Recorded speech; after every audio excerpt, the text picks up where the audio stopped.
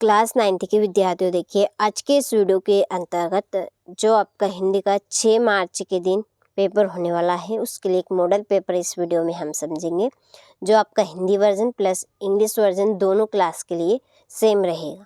ठीक है, full solution के साथ में इस पेपर को हम कंप्लीट करेंगे। तो चलिए बिना किसी डाउट के वीडियो को शुरू करते हैं और सारे प्रश्नों को समझ लेते हैं। ठीक है, तो देखिए पहले प्रश्न में दिए हैं सही विकल्प।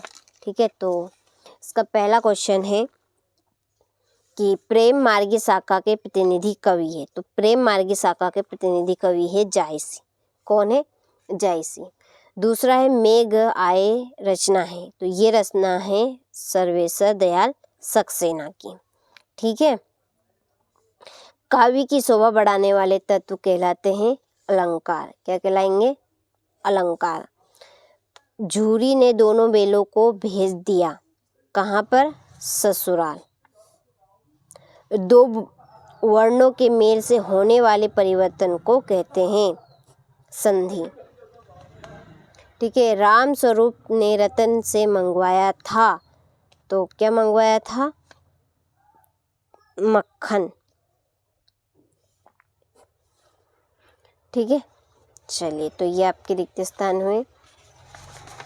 अब बढ़ते हैं रिक्त स्थान की ओर। तो देखिए पहला है, एक भारतीय आत्मा खालिस्तान को कहा जाता है? माखनलाल चतुर्वेदी जी को। महाकाव्य में जीवन का खालिस्तान चित्रण होता है संपूर्ण। ठीक है, रसखान ने खालिस्तान छंद में रचनाएं लिखी। तो सवैया छंद में लिखी उन्होंने रचनाएं। उपभोक्तावादी संस्कृति से समाज में वर्गों के मध्य खालिस्तान बढ़ रही है। दूरी इसका आंसर है आपका उपभोक्तावादी संस्कृति से समाज में वर्गों के मध्य खालिस्तान बढ़ रही है। टकराव। ठीक है, या दूरी कर लीजिएगा। उपहास शब्द में खालिस्तान उपसर्ग है, उपसर्ग रहेगा। उर्दू में तालीम शब्द का खालिस्तान होता है शिक्षा, मतलब होता है। ठीक है, तालीम का उर्दू में तालीम शब्द का अर्थ शिक्षा होता है। क्या होगा? शिक्षा। ठीक है, चलिए अब जोड़ी की ओर बढ़ते हैं। तो देखिए पहली है छायावाद। छायावाद की जोड़ी है प्रकृति का मानवीकरण, पहली जोड़ी। संस्कृति तथा शिक्षा, श्याम चरण दुबे, दूसरी जोड़ी। पंचवटी एक खंड काव्य है। ग्राम का तद्भव बनेगा गांव। बुद्धिहीन प्राणी कौन है? गधा। और मेरे संग की औरतें मृदुला गर्ग। ठीक है, चलिए तो यहाँ से आप बड़े से स्क्रीनशॉट ले लीजिए। हो गया। अब चौथे प्रश्न की ओर बढ़ते हैं। देखिए तो पहला है रसखान किसके अनन्य भक्त थे? तो ये श्री कृष्ण के। किसके? श्री कृष्ण। दूसरा है प्रबंध काव्य के भेदों के नाम लिखिए। महाकाव्य और खंडकाव्य। महाकाव्य और दूसरा है खंडकाव्य। साहित्यिक पुरखे किसे कहा गया है? तो साहित्यिक पुरख कहा गया है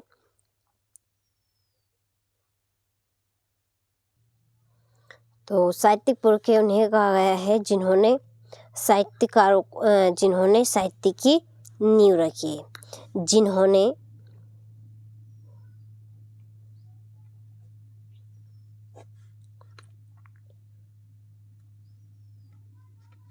साहित्य की नींव रखी है। ठीक है, चलिए समास कितने प्रकार के होते हैं? तो समास 6 प्रकार के होते हैं। बल शब्द में वान प्रत्यय लगाने से कौन सा शब्द बनेगा? तो बलवान। कौन सा शब्द? बलवान। इस जल प्रलय में पाठ में बाढ़ के पानी को क्या कहा गया है? तबाही या विनाशकारी।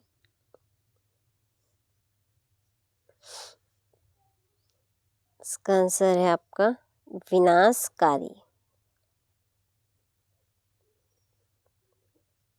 ठीक है, चलिए अब बढ़ते हैं 5वें प्रश्न की ओर। तो देखिए, लगधात की रचनाएं लोक जीवन से प्रेरित नहीं है, तो यह है असत्य। रसयुक्त वाक्य ही काव्य है, कथन आचार्य विश्वनाथ का है, यह है सत्य। पक्षियों की मधुर आवाज से आम आदमी रोमांचित नहीं होता, ये आपका असत्य। राम पढ़ता है संयुक्त वाक्य है, असत्य, क्योंकि एक सरल वाक्य है ये, इसमें 2 वाक्य नहीं है। और अगला है विभीषिका से तात्पर्य भयंकरता से है, तो ये सत्य। और उमा सहायसी लड़की थी, तो ये भी आपका सत्य है। ठीक है, चलिए इसके बाद में है भक्ति काल को स्वर्ण युग क्यों कहा जाता है? लिखिए यहाँ पर।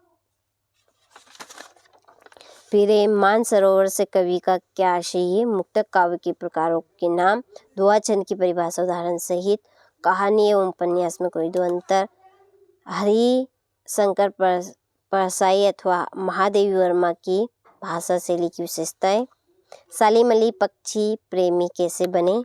लिखना है।